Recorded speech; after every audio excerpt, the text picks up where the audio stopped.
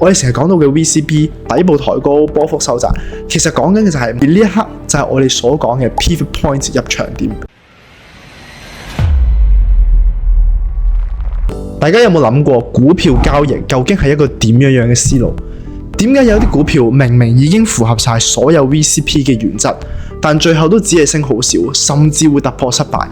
而我哋成日都聽到趨勢交易、pivot point 買入、VCP cut with handle， 但老實講，好大部分嘅人其實根本就唔清楚背後嗰個原理究竟係點樣。好多人只係死背形態，但如果你真係喺市場上面想揾到最強嘅領導股，想喺市場上面獲利嘅話，其實只係單靠死記呢啲 pattern 係唔會幫到你揾出最強嘅嗰一隻股票。喺呢一集咧，我就會由第一原理出發，詳細解釋成個趨勢交易嘅底層邏輯應該係點。咁睇完呢一集，你就會明咧，趨勢交易背後係一個完整嘅故事。咁點樣可以喺市場上面揀得出最勁嗰隻股票，同埋點樣一步步咁樣建構出一個自己嘅買入系統。咁我哋由呢一張圖開始先，由呢一度開始睇一個好經典嘅 bull flag 嘅交易。你可以見到咧，呢張圖入面啦，股價係先升咗大約50%，橫行整固咗一段時間，然之後再 form 咗一個 bull flag 之後突破，而後續嘅升幅係超過咗100% 嘅。其實呢一度已經包含咗3個非常之重要嘅資訊，而呢一個資訊係好多人喺諗 bull flag 交易嘅時候冇留意到啊。第一咧就係股價喺前面有一個好強嘅升勢，第二咧就係升完之後佢唔係急跌，而係慢慢咁樣下跌之後橫行整固，而整固完成之後佢就重新再向上突破。而呢3樣嘢就正係建構一個趨勢交易入面最核心最重要嘅3個元素。首先我哋由第一點開始講起，股價先升咗差唔多50%。如果你係做趨勢交易嘅，你入場嘅前提一定係前面一定已經有一個強而有力嘅升勢。咁點解一定要有一個強而有力嘅升勢呢？因為先升過係一個好重要嘅事嚟嘅。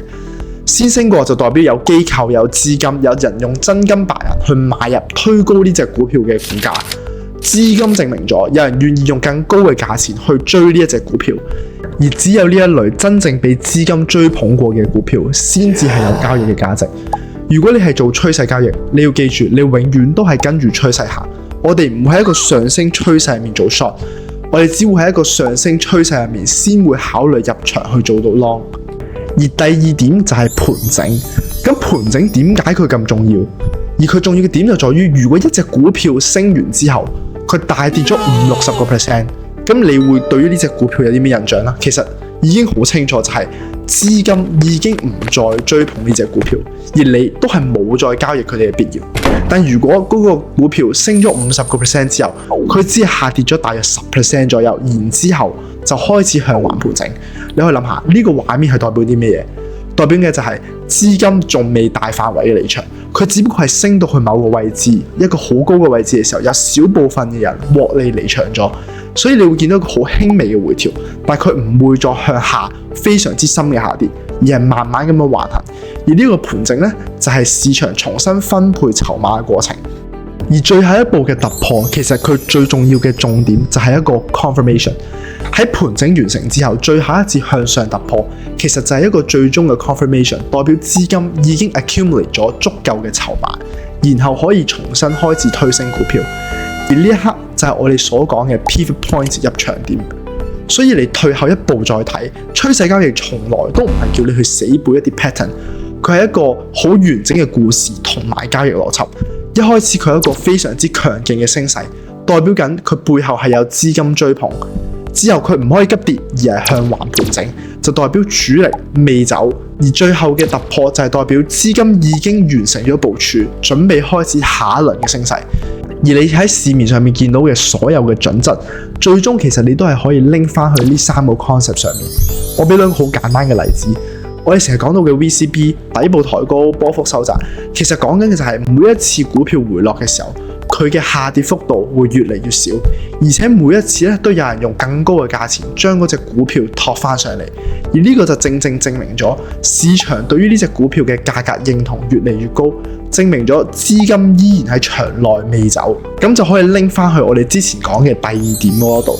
而另一個我想補充嘅就係一個好多人都會提到嘅 criteria。點解我哋成日話我哋要交易一啲熱炒、多人留意嘅板塊，例如我哋 AI 啊，或者好耐之前嘅電動車咁樣？